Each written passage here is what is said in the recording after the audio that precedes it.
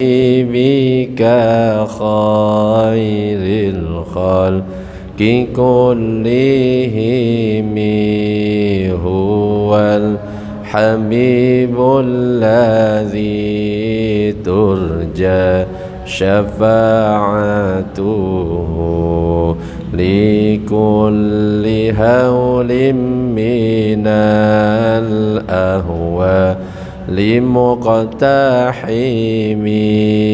مولا يصلي وسلم دائما أبدا على حبيبك خير الخلق كلهم يا رب بالمصطفى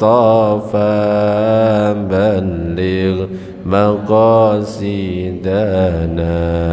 واغفر لنا ما مضى يا واسع الكرم. Assalamualaikum warahmatullahi wabarakatuh. Bismillah walhamdulillah wassalatu wassalamu ala rasulillah sayyidina Muhammad ibn Abdillah wa ala alihi wa sahbihi wa man walah la hawla wa la quwata illa billah amma ba'du. Nawayna at-ta'alluma wa at-ta'lim wa at-tadhakkura wa at-tadhkir wa an-naf'a wal intifa'a wal ifadata wal istifadah والحث على تمسك بكتاب الله وسنة رسوله والدعاء إلى الهدى والدلالة على الخير وابتغاء وجه الله مرضاته وقربه وثوابه سبحانه وتعالى إلى حضرة النبي المصطفى محمد صلى الله عليه وسلم. الفاتحة. أعوذ بالله من الشيطان الرجيم. بسم الله الرحمن الرحيم. الحمد لله رب العالمين الرحمن الرحيم مالك يوم الدين. إياك نعبد وإياك نستعين. اهدنا الصراط المستقيم صراط الذين أنعمت عليهم غير المغضوب عليهم ولا الضالين. آمين.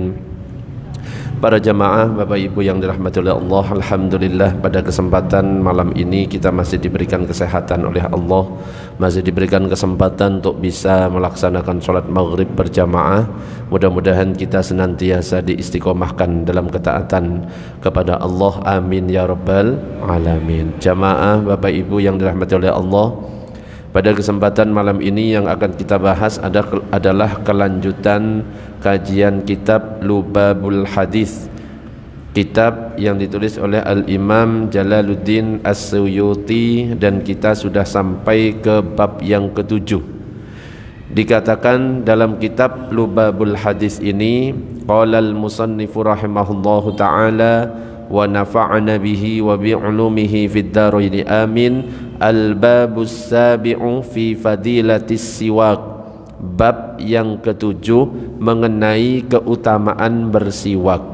Ai wal khalali, mencukil gigi. Kalau sekarang itu ya sikat gigi atau gosok gigi. Cuma antara siwak dan gosok gigi, meskipun tujuannya sama-sama untuk membersihkan gigi, tapi yang lebih afdol adalah yang siwak. Siwak itu yang pakai kayu arok. Kalau misalkan siwak itu dapat 2 pahala, sedangkan kalau gigi, gosok gigi itu hanya 1 pahala. Yang gosok gigi dapat pahala karena kita menjaga kebersihan mulut kita. Mulut kita wangi, harum, giginya bersih.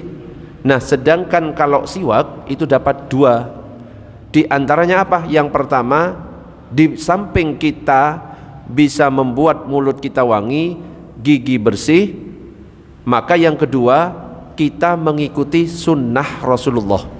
Karena apa? Rasulullah ya pakai kayu arok, makanya dapat double.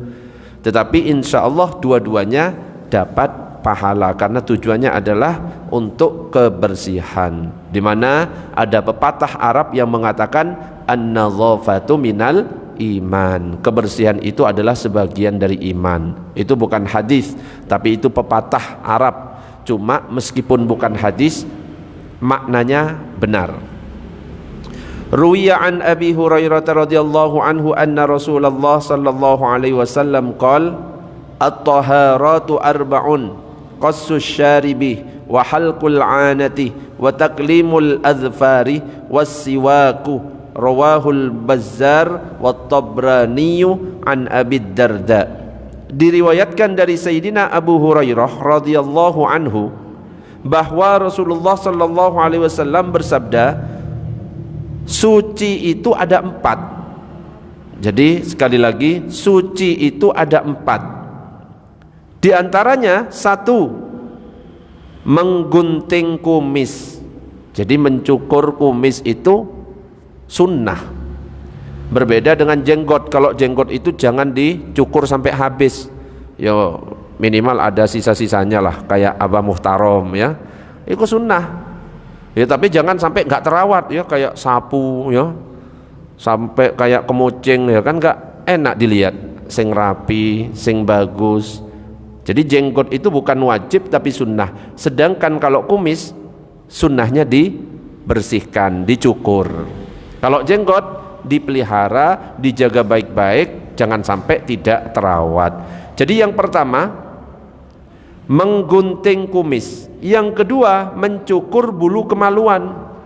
Nah itu juga harus diperhatikan, harus benar-benar dijaga. Kalau sudah panjang ya dicukur, jangan dibiarkan sampai gondrong ya, keribo dan lain sebagainya. Harus dijaga baik-baik, apalagi sampai keluar dari tempatnya, itu repot itu nanti. Itu juga kesunahan. Dan yang ketiga adalah memotong kuku. Nah kuku ini jangan sampai panjang. Jadi kalau yang mencontohkan memanjangkan kuku itu bukan Nabi, tapi siapa? Iblis, setan, itu kukunya panjang-panjang. Tapi kalau Rasulullah kukunya selalu terawat, bersih, gak pernah di bawah kukunya itu ada item-itemnya. Hati-hati untuk yang biasanya kukunya panjang terus di bawah kukunya itu ada item-itemnya. Jangan sampai ketika kita wudhu air malah tercegah dari item-item itu sehingga tidak sampai ke kuku atau kulitnya. Bisa jadi wudhunya menjadi tidak sah. Yang keempat adalah bersiwak. Jadi ada 4 di sini suci itu. Yang pertama menggunting kumis, yang kedua mencukur bulu kemaluan, yang ketiga memotong kuku, dan yang keempat bersiwak. Dan ini semuanya sunnah-sunnah dari Rasulullah sallallahu alaihi wasallam. Allahumma shalli ala sayyidina Muhammad. Kalau bersiwak tidak sembarangan gosok, enggak. Tapi ada caranya. Jadi kalau misalkan ada siwak seperti ini, yang digosok duluan itu yang atas kanan, baru bawah kanan, baru kiri atas, baru kiri bawah. Jadi berbentuk angka 8. Jadi enggak sembarangan gosok, tapi membentuk angka 8 ketika menggunakan siwak. Dan ini itu contoh dari para ulama juga, caranya seperti itu. Qala Nabi sallallahu alaihi wasallam, Nabi sallallahu alaihi wasallam bersabda, raka'atani ay salatun raka'ataini bisiwakin khairun min sab'ina raka'atan bighairi siwak. 2 rakaat, yakni salat 2 rakaat dengan bersiwak itu lebih baik dibandingkan salat 70 rakaat tanpa siwak. Nah ini salah satu keutamaan kalau kita bersiwak. Jadi kalau kita salat 2 rakaat, sebelum salat kita awali dengan bersiwak, itu lebih utama daripada 70 rakaat salat yang kita kerjakan tanpa bersiwak. Tapi bukan berarti pas dibandingkan dengan salat berjamaah, ya sudah saya tak salat sendirian pakai siwak. Kalau berjamaah kan 27 derajat, beda derajatnya berjamaah dengan derajatnya yang tadi, yang 70 rakaat gara-gara siwak, itu beda, gak bisa dibandingkan. Ya bersiwak, ya juga berjamaah kalau bisa. Makanya eman sebenarnya kalau misalkan kita nggak bersiwak. Makanya kalau para ulama itu di kantongnya biasanya ada siwak. Nah saya ada siwaknya apa enggak? Nggak ada saya ya. Biasanya sikat gigi kalau saya. Nah kalau di sini ada yang bawa siwak? Ada? Itu afdol, itu lebih afdol daripada 70 rakaat sholat 2 rakaatnya. Sholat qobliyah, ba'diyah itu lebih afdol dari 70 rakaat, bayangkan ya. Tapi ya jangan dipinjemin ya, dipakai ini, mas pinjem, ya jangan. Siwak ya sendiri-sendiri ya, jijik kecil ya nggak apa-apa. Kalaupun tidak membawa siwak, boleh menggunakan ujung baju, boleh menggunakan ujung sorban. Abah Muhtarom nggak bawa siwak, pakai ujung sorban, boleh. Tapi sebelahnya jangan minjem, pinjem ujung sorbannya ya nggak boleh ya. Jadi boleh menggunakan ujung kain, itu juga dapat pahala siwak. Yang penting ada yang digosok. Nah, syukur-syukur kalau menggunakan kayu arok seperti yang dicontohkan oleh Rasulullah Sallallahu Alaihi Wasallam. Jadi di sini dikatakan 2 rakaat dengan bersiwak lebih baik dibandingkan 70 rakaat tanpa bersiwak. Hadis diriwayatkan oleh Imam Ad-Daruqutni dari Sayyidatina Ummu Darda dengan isnad yang hasan. Maksudnya adalah karena sesuatu yang terdapat dalam bersiwak berubah faedah-faedah yang diantaranya adalah membuat harum bau mulut dan membuat ingat untuk bersyahadat ketika menjelang wafat. Ini keutamaan dari siwak lagi. Jadi di samping lebih afdol dari 70 rakaat bagi orang yang 2 rakaat dengan siwak, maka di sini dikatakan mulutnya bisa wangi. Dan juga dikatakan bisa ingat untuk bersyahadat ketika menjelang wafat. Ya coba dipraktikkan. Ya, wong kita dikatakan dalam hadis sebelumnya, man kana akhiru kalamihi la ilaha illallah dakhalal jannah. Siapa yang akhir hidupnya mengucapkan kalimat la ilaha illallah masuk surga. Apalagi ini lengkap syahadat. Kalau syahadat kan ada 2, syahadat kepada Allah, syahadat kepada Rasul. Syahadat kepada Allah, asyhadu an la ilaha illallah. Sedangkan syahadat kepada Nabi, wa asyhadu anna Muhammadar Rasulullah. Harus imbang. Kita percaya kepada Allah, gak percaya kepada Nabi Muhammad, gak bisa, tetap kafir.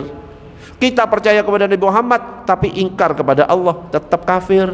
Makanya Abu Thalib yang pernah saya sampaikan dulu ya, ketika menjelang wafat, di situ ada Abu Jahal, ada Abu Lahab. Di situ juga ada Nabi Muhammad, yang Nabi Muhammad mengatakan, ayo paman segera ucapkan asyhadu an la ilaha illallah wa asyhadu anna Muhammadar Rasulullah. Tapi Abu Thalib gengsi. Kenapa? Di samping ada Abu Jahal dan Abu Lahab. Tapi sebenarnya dalam hatinya Abu Thalib itu yakin bahwa ini Nabi. Yang pada akhirnya apa? Ibu saya kalau cerita, akhirnya Abu Thalib itu mengatakan, saya bersaksi tidak ada Tuhan selain Allah, dan saya bersaksi Muhammad adalah ponaan saya. Ya gagal ya, gak jadi. Coba mengatakan Muhammad adalah utusan Allah, sudah langsung masuk Islam. Tinggal mengatakan itu sudah dinyatakan Islam. Allahumma shalli ala sayyidina Muhammad. Telah berkata Syekh Al-Manawi, tidak ada perkara yang menunjukkan di dalam hadis ini mengenai lebih utamanya bersiwak atas sholat berjamaah. Jadi nggak ada hubungannya. Oh, kalau sholat berjamaah cuma 27 derajat, nggak ada. Beda tingkatan. Karena sesungguhnya derajat masing-masing itu saling berselisih dalam ukurannya. Jadi tidak bisa dibandingkan. Itu hadis yang pertama. Hadis yang kedua, wa qala sallallahu alaihi wasallam, Nabi sallallahu alaihi wasallam bersabda, tasawwaku fa inna siwaka madharatun lil fami mardatun lirrabbi. Nabi bersabda, bersiwaklah kalian. Jadi di sini ada kata perintah, siwaklah kalian. Tapi yang perlu kita ketahui, kalau ada kata perintah itu bisa jadi wajib, bisa jadi sunnah. Kalau ada kata larangan bisa jadi haram, bisa jadi makruh. Kalau tidak ada perintah, tidak ada larangan, itu namanya mubah. Nah, di sini ada kalimat perintah, bersiwaklah kalian. Perintah di sini menunjukkan kesunahan. Bersiwaklah kalian, karena sesungguhnya bersiwak itu mensucikan mulut, lagi membuat ridho bagi Tuhan. Jadi Allah ridho kepada orang yang bersiwak. Kalau tidak punya kayu, minimal ketika mau berangkat ke masjid, gosok gigi, itu dapat pahala. Niatkan bersiwak, dapat pahala. Meskipun dia lebih afdol dan lebih utama kalau menggunakan siwak. Allahumma shalli ala sayyidina Muhammad. Wa qala sallallahu alaihi wasallam, Rasulullah sallallahu alaihi wasallam bersabda, sittatun min sunanil mursalin, 6 perkara yang termasuk kesunahan-kesunahan para rasul. Jadi ada 6 perkara, di mana 6 perkara ini termasuk kesunahan-kesunahan dari para nabi. Di antaranya adalah al-haya, yaitu malu. Jadi nabi itu pemalu. Rasulullah sallallahu alaihi wasallam pernah jalan terus kesingkap gamisnya, sarungnya itu kesingkap, betisnya kelihatan, wajahnya langsung memerah. Padahal betis masuk aurat apa enggak? Gak masuk. Auratnya laki-laki itu apa? Antara pusar dan lutut. Jadi seandainya ada orang sholat, dia cuma pakai sarung atau pakai handuk yang menutupi pusar sampai lutut, sholatnya sah atau tidak? Sah. Cuma kurang ajar, ya gak sopan. Jadi masalah sah beda dengan adab itu. Kalau sahnya ya sah, kenapa? Sudah menutup aurat. Cuma orang-orang mikir iki wis lain orang ini, ya. Cuma adabnya aja yang gak sopan. Rasulullah ketika kelihatan betisnya, wajahnya langsung memerah. Itu Rasulullah, padahal betis itu bukan aurat. Lah sekarang, ya, perempuan-perempuan, ya, malah roknya di atas lutut, ya, kainnya kurang kayaknya waktu jahit. Itu pun gak punya rasa malu. Sedangkan kita tahu kalau perempuan itu auratnya jami'u badaniha, semua badannya. Pendapat yang pertama mengatakan termasuk wajah itu termasuk aurat, makanya ada yang pakai cadar, itu mazhab Syafi'i. Yang kedua, ada yang mengatakan selain wajah dan telapak tangan. Yang ini yang dipraktekkan di negara kita Indonesia, itu juga mazhab Syafi'i. Lah ini pakai rok di atas lutut, bajunya itu masih separuh, itu pun gak punya rasa malu. Nah, sedangkan di sini dikatakan salah satu sunnahnya Nabi antara lain yang pertama adalah al-haya, malu. Al-haya'u minal iman, malu itu bagian dari iman. Malu kalau misalkan kita nggak istiqomah berjamaah. Malu kalau usia sudah lanjut tapi belum bisa baca Al-Quran. Ngaku Islam tapi belum bisa baca Al-Quran. Jadi jangan sampai malu dan berhenti untuk belajar. Kalau nggak bisa baca Quran, belum terlambat. Tidak ada kata terlambat. Usia berapapun belajar Al-Quran. Ustadz, saya usianya 70, boleh nggak saya baca Iqra? Boleh. Lah Ustadz, terus habis itu mati, belum bisa baca Al-Quran. Sudah dapat, karena apa? Niat. Innamal a'malu bin niyat wa innamal likulli imri'in ma nawa. Allahumma shalli ala sayyidina Muhammad. Jadi yang pertama al-haya, malu. Yang kedua wal hilmu, nyaman hati, luas dadanya, lapang hati, menanggung beban dengan sabar. Jadi para nabi itu ya sabar orangnya. Meskipun dilempari kotoran ketika dakwah, ya sudah sabar, nggak balas keburukan dengan keburukan, ya disenyumi. Ya kenapa? Nabi ngerti kalau misalkan mereka itu tidak tahu. Ketika Nabi sampai dilempari, giginya keluar darah, malaikat Jibril sampai nawarin, wahai Muhammad, apakah saya bantu gunung Uhud ini saya lemparkan? Jangan. Dia itu melakukan itu karena tidak tahu, mungkin saja nanti ada anak cucunya yang beriman. Itu kalau Rasulullah. Ya beda dengan kita, ya. Kalau Rasulullah itu dikit-dikit sabar. Kalau kita sabarnya sedikit. Makanya kita ayo latihan sabar. Orang sabar itu banyak ayamnya. Kalau ternak, nggih, nek enggak ternak ya enggak ono. Allahumma shalli ala sayyidina Muhammad. Wal hujamah. Yang ketiga adalah berbekam. Bekam yang biasanya ditempel, ya ada bulatan-bulatan, ada tukang bekam di sini, Bah. Daerah mana? Itu sunnah itu. Tapi kalau misalkan lagi puasa jangan berbekam, makruh nanti. Bukan batal, tidak batal, cuma makruh. Kenapa? Khawatir Kalau misalkan lagi puasa terus bekam, gak kuat. Jadi berbekam itu hukumnya sunnah. Terus yang keempat, wasiwaku, bersiwak. Nah ini menggunakan siwak. Wa yahsulu bikulli khashinin wa aulahul araq, dan dapat hasil kesunahan bersiwak dengan menggunakan segala benda yang kasar. Pakai ujung kain, ujung surban, dapat. Namun yang paling utama adalah menggunakan kayu arok. Itu tentang siwak. Yang kelima, watta'atur, memakai wangi-wangian. Nah ini kalau laki-laki itu sunnah memakai wangi-wangian. Kalau ibu-ibu, wangi-wangiannya jangan sampai kecium kemana-mana. Jadi kalau laki-laki itu beda dengan perempuan. Kalau laki-laki sunnahnya wanginya itu lebih apa? Kecium. Tapi kalau perempuan jangan sampai wangi-wanginya itu kecium. Kenapa? Khawatir menimbulkan fitnah. Berarti gimana? Apakah boleh pakai? Boleh, hanya untuk menghilangkan bau badan. Tapi kalau di rumah ibu-ibu boleh pakai minyak wangi beraneka macam warnanya, boleh. Jadi kalau bisa suaminya itu dibuat penasaran. Oke, leher baunya apel. Nah, gitu ya. Nyampe turun dikit ke punggung baunya melon. Ya, terus ke perut baunya jeruk. Jadi suami itu penasaran. Nyampe lagi ke pipi kanan manggis, ya. Pipi kiri semangka. Lah sekarang kan kebalik. Di dalam rumah balsam di leher. Di perut kayu putih. Di punggung minyak tawon. Wes suaminya nggak betah, Bu. Nggih, lebih milih nongkrong di warung kopi. Allahumma shalli ala sayyidina Muhammad. Nah, jadi wangi-wangian. Dan yang keenam, wa kasratul azwaj, banyak istri.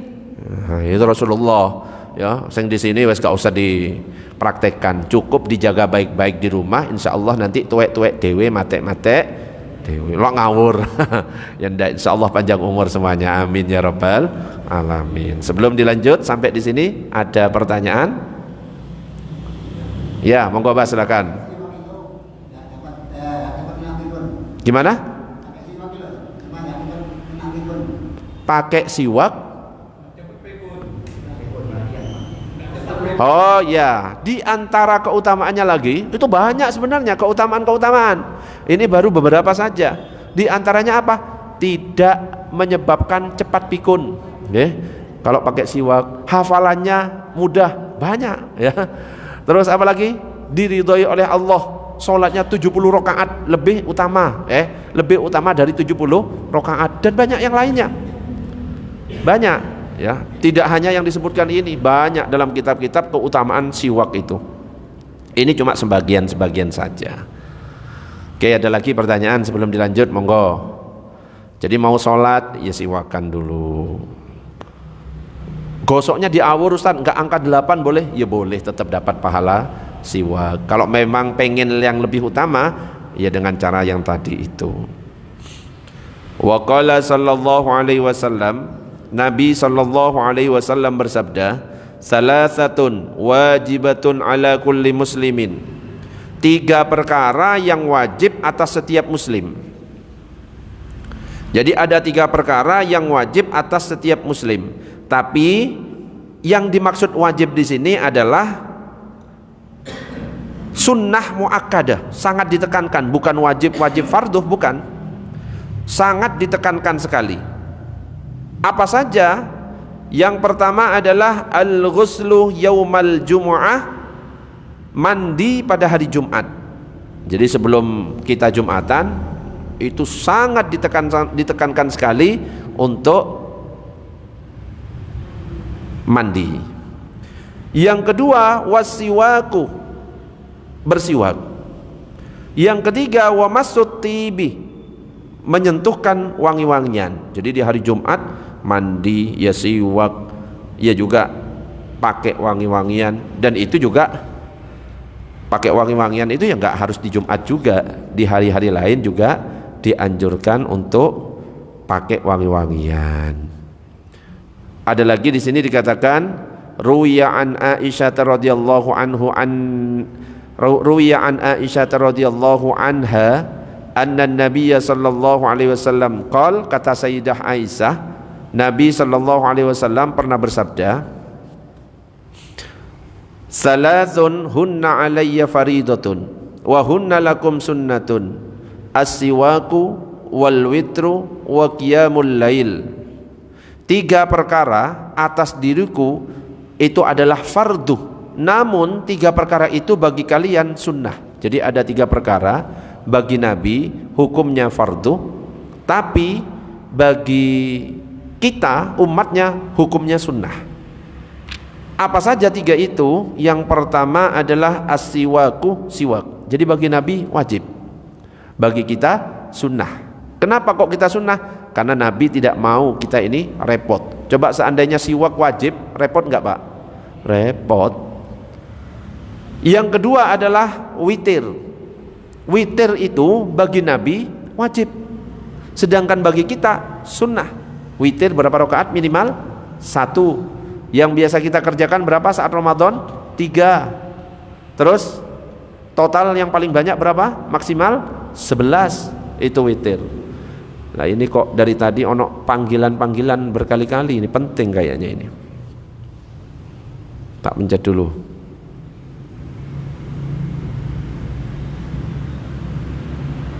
Masalahnya lagi ngaji, ono panggilan. Wes lanjut ngaji dulu. Allahumma shalli ala sayyidina Muhammad.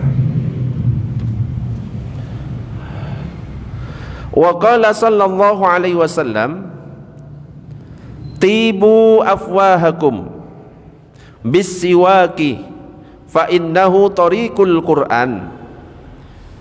Wangikanlah mulut-mulut kalian, yaitu dengan menghilangkan bau yang tidak disukai dari mulut dengan bersiwak, karena sesungguhnya hal itu sebagai jalan Al-Quran. Kalau kita baca Al-Quran pakai mulut, maka ya nggak pantas mulutnya bau ngeluarkan firman-firman Allah. Yang afdol gimana? Ya kita siwaki dulu. Ya kita tirulah Imam Malik ketika mau ngaji hadis, membaca hadis ini loh, hadis ucapannya Rasulullah. Beliau itu mandi dulu, pakai baju yang terbaik, kemudian pakai surban, pakai imamah. Ya surbannya double, diselempangkan, diselendangkan, satunya diikat di kepala, pakai minyak wangi, langsung duduk ngadep kiblat, baru mengatakan qala Rasulullah sallallahu alaihi wasallam. Itu ketika membaca hadis loh. Seharusnya ketika kita membaca Al-Quran ya lebih beradab lagi. Allahumma shalli ala sayyidina Muhammad. Wa qala sallallahu alaihi wasallam, rahimallahu al-mutakhallilin min ummati fil wudu wat ta'am. Semoga Allah mengasihi orang-orang yang menyela-nyelai dari umatku di dalam berwudu dan mencukil makanan. Jadi ada anjuran dari Rasulullah ketika wudu jangan lupa menyela-nyelai jenggot, kalau tebal disela-selai. Terus apalagi? Tangan disela-selai, kaki, jari-jarinya itu disela-selai. Itu sunnah. Begitu juga dengan ketika kita makan. Jangan lupa kalau ada sing nyangkut ya dicukil, disiwaki, digosok gigi. Supaya apa? Ketika sholat makanan yang nyantol ya tidak ketelan, karena meskipun 1 butir saja terus ketelan dan tidak mengenyangkan, itu bisa membatalkan sholat. Apalagi lagi puasa ya gak mengenyangkan, ketelan, ya itu nanti bisa batal. Wa qala sallallahu alaihi wasallam, Nabi sallallahu alaihi wasallam bersabda, la tatakhallalu bil as wal qasab yurisul iklah. Janganlah kalian mencukil gigi dengan kayu as. Kayu as itu pohon wangi aromanya. Juga kayu royhan, setiap tumbuhan yang beraroma wangi, akan tetapi apabila diucapkan di dalam pembicaraan orang awam maka mengarah kepada suatu tumbuhan tertentu. Dan bambu, karena sesungguhnya hal itu mencukil gigi dengan benda-benda tadi dapat menyebabkan rontoknya gigi. Wis manut ae sami'na wa ata'na. Wa qala sallallahu alaihi wasallam, Nabi sallallahu alaihi wasallam bersabda, salatun bisiwakin khairun min sab'ina salatan bighairi siwak. Salat dengan bersiwak adalah lebih baik dibandingkan 70 salat tanpa bersiwak. Ini yang tadi pertama kali. Allahumma shalli ala sayyidina Muhammad. Ada pertanyaan sampai di sini? Monggo, monggo Bah, silakan. Bagaimana pakai parfum ada alkoholnya? Dalam kitab-kitab fikih itu disebutkan bahwa kalau misalkan campuran alkohol itu hanya untuk melarutkan minyak wangi sekadarnya saja, yang tidak berlebihan, maka itu najis tapi dimakfu. Dimakfu itu artinya apa? Dimaafkan. Dengan syarat apa? Tidak terlalu banyak, hanya sekedarnya saja. Tujuannya apa? Untuk melarutkan minyak. Karena kalau misalkan yang minyak wangi mau disemprot gak dicampur alkohol, gak bisa. Ya, malah meleleh. Ya, yang bibit itu harus ada campuran alkoholnya sewajarnya. Nah, kalau misalkan ada yang tanpa campuran alkohol, itu yang lebih utama. Gitu. Ada lagi pertanyaan, monggo. Nggih, monggo Bu, silakan. Iya, bahasa Indonesia.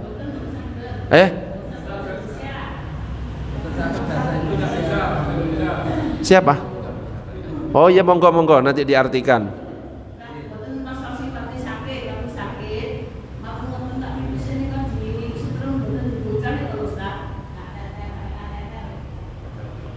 Artinya apa? Waktu sakit.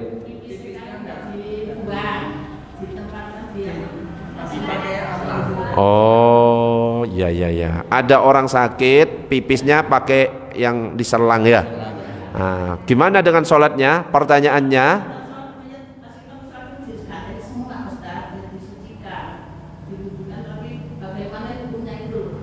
Ya, sholatnya gimana gitu kan? Ya. Pertanyaannya perlu dirinci dulu, apakah nanti orang itu ada kemungkinan sembuh atau tidak. Kalau nanti ada kemungkinan sembuh, maka nanti harus diqadha. Tapi sholatnya apakah tetap dilakukan? Tetap dilakukan. Namanya itu adalah sholat lihurmatil wakti. Sholat hormat waktu. Sholat hormat waktu itu adalah sholat yang dilakukan ketika syarat dan rukunnya tidak bisa dipenuhi. Misalkan dalam keadaan ya najis, ya mungkin juga dalam keadaan diinfus. Kalau diinfus itu kan diplaster di sininya. Ketika wudhu bisa apa enggak? Gak sempurna. Tayamum pun juga gak sempurna. Nah, karena gak bisa bersuci, gak sempurna. Kalau dalam mazhab Syafi'i, sholat tetap sebisanya. Namanya sholat hormat waktu. Begitu juga dengan orang yang mungkin disambung dengan selang sehingga najisnya itu masih ada, sholat aja. Sholat lihurmatil waktu aja. Nanti kalau misalkan kok diberikan kesehatan oleh Allah, dicicil, gak usah langsung. Ustadz saya 7 hari, Ustadz gimana cara mengkodoknya? Dicicil 7 hari, sholatnya 2 kali, gitu saja. Itu kalau dalam mazhab Syafi'i. Berbeda dengan mazhab yang lain. Kalau mazhab yang lain ya sudah sholat semampunya, gak perlu dikodok. Tapi karena kita ini mazhab Syafi'i, kita tetap sholat semampunya. Sholatnya itu hanya sholat hormat waktu. Nanti ketika sudah sembuh bisa memenuhi syarat dan rukunnya, bisa bersih dari najis tadi, maka kita sholat dengan dicicil. Berapa hari kita tidak sempurna sholatnya. Itu kalau dalam mazhab Syafi'i gitu.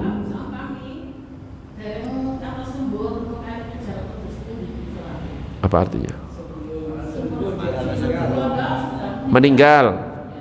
Ada 2 pilihan.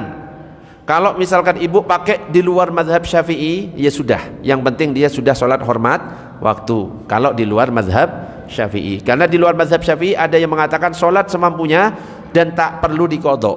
Kalau mazhab Syafi'i masih ada qadha, itu pun masih dirinci. Kalau ada orang meninggal masih punya utang sholat, maka ada 3 pendapat. Pendapat yang pertama, nggak perlu diqadha, nggak perlu difidyahi. Nah, pendapat 1. Pendapat yang kedua, diqadha'i oleh keluarganya. Ya, berapa hari? Kalau anaknya 3 berbagi. Kalau yang ketiga dibayarkan fidyah setiap sholat yang ditinggal. Fidyahnya berapa? 1 mud. 1 mudnya berapa? 6,75 on. Jadi dalam mazhab Syafi'i ada 3 pilihan. Mau pilih yang pendapat 1, gak usah diqodoi, gak usah difidyai, silahkan. Mau pakai yang diqodoi keluarganya, silahkan. Mau yang saya nggak mampu kalau ngodoi karena 40 hari fidyah, boleh. Gitu Bu, tinggal dipilih pendapat yang mana. Sama-sama. Allahumma shalli ala sayyidina Muhammad. Harus ada penerjemah ya. Monggo. Boleh. Jadi kalau puasa Ramadan itu kan kadang kita awalnya nggak sama ya. Tapi kita ikut yang paling enak. Karena ada yang duluan, ada yang besok. Kita ikut besok aja lah. Tapi kalau lebarannya ikut yang cepat. Biasanya kan gitu. Tapi kan kayaknya kita berasrak ya, takut kurang ya. Cara ngodoknya gimana? Cara ngodoknya. Ya, jadi setiap ormas itu kan punya cara sendiri dalam menentukan 1 Ramadan. Ya, yang ormas A caranya gini, akhirnya disimpulkan. Ada yang pakai cara hisab, yang ormas B dengan cara apa? Lihat bulan itu namanya hilal ya, melihat hilal. Dan ya beda kalau kayak gitu. Mau nggak mau ya setiap tahun ya akan ada perbedaan. Ya bisa jadi sama juga. Ustaz saya mau pakai itu, ya monggo. Wong itu adalah ijtihad dari para ulama. Nah, kalau saya manut sama pemerintah. Kenapa? Yang nanggung langsung pemerintah kalau seandainya salah. 1 Ramadan saya tak ikut pemerintah. Idul Fitrinya saya ikut pemerintah. Seandainya saya tinggal di Arab, saya ikut di Arab. Pemerintah Arab itu tanggal berapa 1 Ramadannya saya ikut. Idul Fitrinya tanggal berapa ya saya ikut. Bukan orang yang Indonesia ikut yang Arab. Loh, Arab loh wis berpuasa, kita ya berpuasa. Loh ya salah. Ya, kenapa nggak sekalian subuhnya ikut Mekah Madinah? Kita di sini jam 10.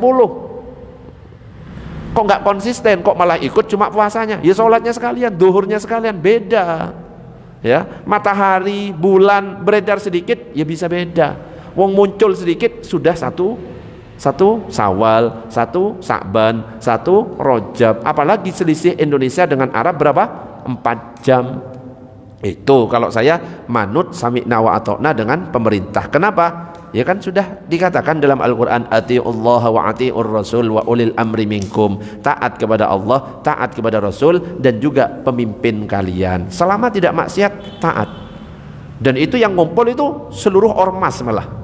Dan diputuskan masalah salah, gak masalah ya. Lah Ustaz, saya itu ikut yang lambat Ramadannya, yang cepat Idul Fitrinya. Gimana Ustaz? Gak serak. Ya wis dikodoi gak apa-apa. Yang penting jangan seenaknya ya. Kan itu namanya seenaknya. Ngambil yang cepat, ngambil yang lambat. Itu seenaknya namanya. Itu buat ormas sendiri aja lah. Wis tetapkan saya mau ormas ini, ikuti. Sak paket sak Idul Fitrinya. Saya ikut ormas yang ini, wis ikuti dari awal sak paket. Jadi nggak serak. Kalau kita itu buat sendiri, milih-milih sendiri, tak pilih Idul Fitri yang cepat, Ramadan awalnya yang paling lambat. Itu kayak ganjel nanti. Kalau misalkan kok ada rasa ganjel, kayak kurang 1 ya, saya tak kodok saja, nggak apa-apa. Langsung aja barengkan dengan hari Senin atau Kamis. Kenapa? Biar sekaligus dapat puasa Senin atau puasa Kamis. Oke? Allahumma shalli ala sayyidina Muhammad. Ada pertanyaan? Monggo Bah.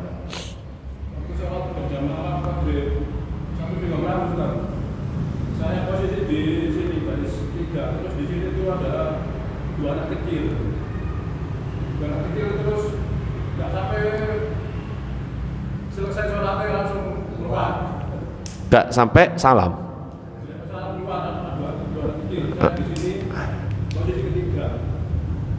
Terus di sini ada baris di depan itu kan ada anak kecil. Keluar duluan. Sebelum selesai sholat anak kecil keluar. Itu kan bolong maksudnya itu. gimana gitu loh maksudnya itu. Jadi dibayar kosong, enggak saya itu sini enggak ke depan. Saya mau menyabrang ke sini. Kejauhan ya orang. Kan katanya kalau melewati orang jamaah itu lebih baik berhenti 40 tahun. Ya. Jadi gimana? Misinya masih tetap berhenti di tempat saya. Ya. Jadi memang ada hadis yang mengatakan kalau kita melihat orang sholat jangan lewat di depannya. Bahkan dikatakan berhenti 40, bukan 40 tahun, dikatakan 40. Gak dikatakan apakah 40 hari, apakah 40 bulan, apa 40 tahun, cuma berhentilah 40. Ya ulama macam-macam penafsirannya. Saking beratnya orang yang melewati orang sholat. Bahkan dikatakan kalau ada orang lewat di depan orang sholat, cegah dia semampu kita. Kalau dia memaksa, bunuh dia. Tapi jangan diartikan tekstual dibunuh beneran, jangan ya. Itu nunjukkan bahwa memang berat, haram hukumnya. Berbeda dengan kalau kita posisi berjamaah. Jadi ada perkecualian kita boleh lewat di depan orang sholat. Orang sholatnya itu sholatnya tepat di depan pintu, dan pintunya cuma itu saja. Dia sholat sengaja. Apakah kita nunggu? Enggak, lewati. Kalau dia padahal di sini kosong, dia sengaja di depan pintu situ, lewati saja, tidak berdosa. Atau sholat ada kosong, kita jalani, gak apa-apa. Atau kita lagi jadi imam, ya kan, batal, tapi nggak ada tembusan. Kalau di sini kan tembus ke rumahnya Abah Mutarom, bener ya Pak ya, tembus, bisa mutar balik ke sini. Lah kita nggak ada, musola itu nggak ada tembusan, boleh lewat dan kita biarkan. Ya, kenapa? Karena sutroh dari imam itu juga merupakan sutroh bagi makmum. Jadi lewat, kalau kita batal jangan dihalangi, biarkan. Ya, karena memang diperbolehkan. Kalau kita soft 1 batal, langsung aja tembus. Seandainya lewat di depan, biarkan saja, jangan di stop. Kecuali kita nggak lagi berjamaah dan memang posisi tempat jalannya banyak, lah kok sengaja lewat di depan, itu yang harus dihalangi. Gitu bagai.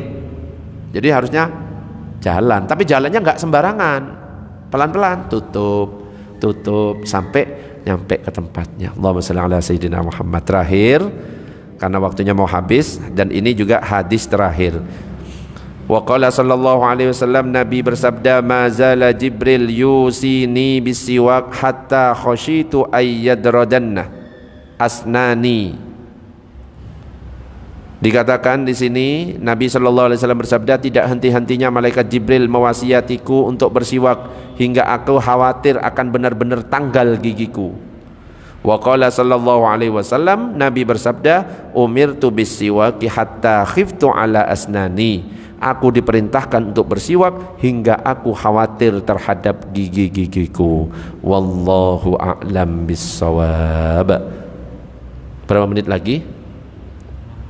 6 menit. Ada pertanyaan sampai di sini? Monggo kalau ada pertanyaan. Nggih, monggo Bu, silakan.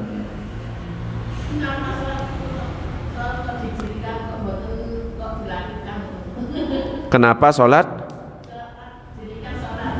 didirikan? Kenapa sholat didirikan, tidak dilakukan? Ya, makanya di dalam Al-Quran itu pakai kalimat apa? Wa aqimus sholah wa atuz zakah. Dirikan sholat, bukan kerjakan. Ya, kalau kerjakan ya rukun tidak dipenuhi, ya yang penting kerjakan. Tapi dirikan itu maksudnya apa? Selain mengerjakan, penuhi syarat dan rukunnya. Nah, makanya ada orang yang sholat cuma menggugurkan kewajiban. Dia gugur kewajibannya tapi nggak dapat pahala apa-apa. Kenapa? Ya husuknya ya nggak ada, sunnah-sunnahnya yang nggak dipraktekkan. Makanya pakai kata dirikanlah sholat. Artinya apa? Syaratnya ya dipenuhi, rukun-rukunnya juga dipenuhi. Kalau bisa husuk ketika kita sholat. Allahumma shalli ala sayyidina Muhammad. Ada lagi pertanyaan, monggo. Oke, monggo. Nyemir rambut.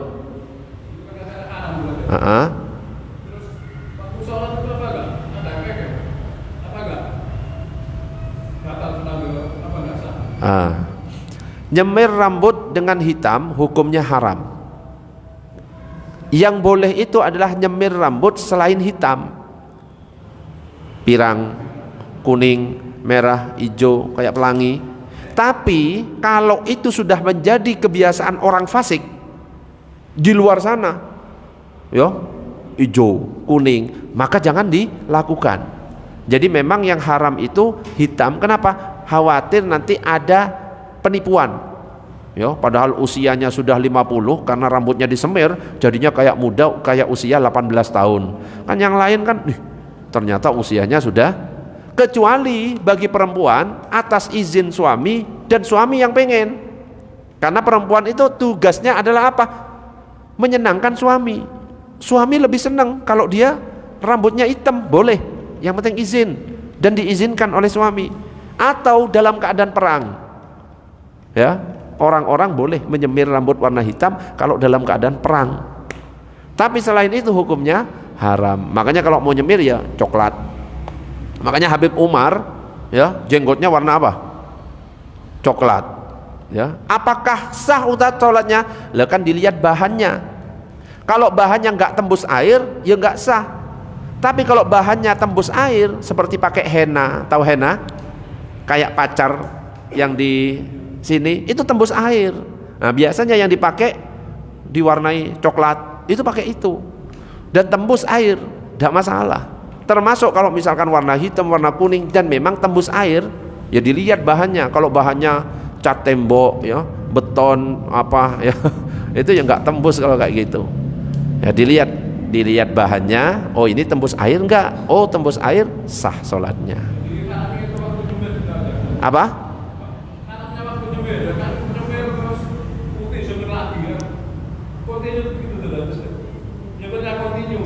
Hitam disemir lagi jadi hitam akhirnya. Iya. Ya haram hukumnya, haram hukumnya. Ya agak coklat ke hitam-hitaman, yang penting nggak hitam banget gitu. Enggak, tidak membatalkan sholat. Tinggal ditanya, ini sebenarnya bahannya apa mas? Nah, kan nanya kepada yang nyemir atau dibaca bahannya. Dan biasanya ya pakai henna, enggak membatalkan kalau bahannya henna itu. Tergantung bahannya. Allahumma shalli ala sayyidina Muhammad. Wes, belum habis. Sudah ya? Berapa? Wah, 3 menit. Ada lagi pertanyaan? Kalau enggak ada ya tutup. Oh, ada. Monggo, Bah. Waktu imam baca Al-Fatihah, terus kita enggak ada dalam hati mengartikan nantinya. Ya. Imam membaca Al-Fatihah terus kita mengartikan. Kita mengartikan itu diucapkan atau cuma dalam hati? Di dalam hati, enggak apa-apa, tidak batal.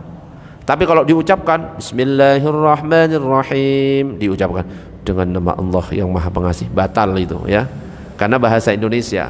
Karena sholat itu wajib dengan bahasa Arab. Shollu kama ra'aitumuni usolli, sholatlah kamu dengan seperti kamu melihat aku sholat. Nabi sholatnya bahasa Arab, ya bahasa Arab. Kalau cuma mengartikan mungkin supaya membantu lebih khusyuk ya, Bismillahirrahmanirrahim, sambil mendalami, menghayati artinya dengan nama Allah yang Maha Pengasih, yang penting tidak diucapkan, cukup dalam hati, sah sholatnya. Oke, mudah-mudahan manfaat. Sudah habis waktunya. Kita tutup dengan doa kafaratul majlis. Subhanakallahumma wa bihamdika asyhadu an la ilaha illa anta astaghfiruka wa atubu ilaik. Assalamualaikum warahmatullahi wabarakatuh.